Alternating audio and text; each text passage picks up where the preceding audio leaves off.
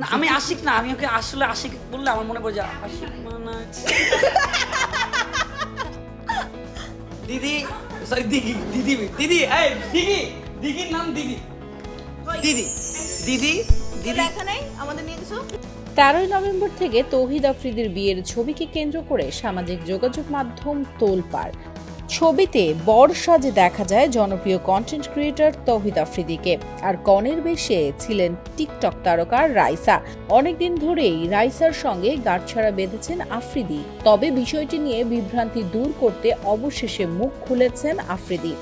তৌহিদ আফ্রিদি ও তার পরিবারের পক্ষ থেকে নিশ্চিত করা হয়েছে যে বিয়ের পাত্রী টিকটকার রাইসা নন, বরং তার যমজ বোন রামিসা। জানা গেছে রাইসার বিয়ে ইতিমধ্যে 1 বছর আগে হয়ে গেছে, তবে যেহেতু দুই বোন দেখতে প্রায় একই রকম তাই এই বিভ্রান্তি সৃষ্টি হয়েছে। বিয়ের বিষয়ে কথা বলতে অবশ্য তৌহিদ আফ্রিদি জানান, বিভিন্ন মাধ্যমে খবর ছড়িয়েছে যে আমি গোপনে বিয়ে করেছি, কিন্তু বিষয়টি তেমন নয়।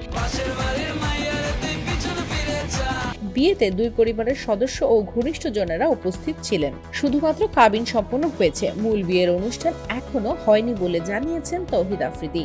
তিনি আরও যোগ করেন, আমার স্ত্রীর বোন টিকটক করেন এবং দুজন দেখতে প্রায় একই রকম হওয়ায় অনেকেই ভুলে রাইসাকে পাত্রী ভেবেছেন, তবে প্রকৃতপক্ষে আমি রামিসাকে বিয়ে করেছি। তৌহিদ আফ্রিদির বিয়ের খবরে একটি দীর্ঘদিনের গুঞ্জন অবসান হয়েছে।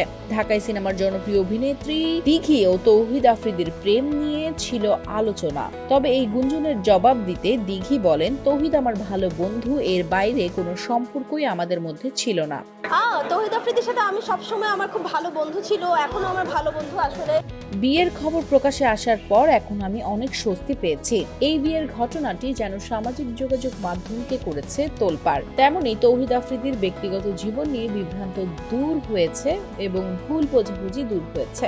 আজকে আমি আর তানজিল জনি মিলে আমরা আফ্রিদির পেজ হ্যাক করে ফেলেছি। ঠিক রাত 10টার দিকে আসতেছে ব্লগ 99।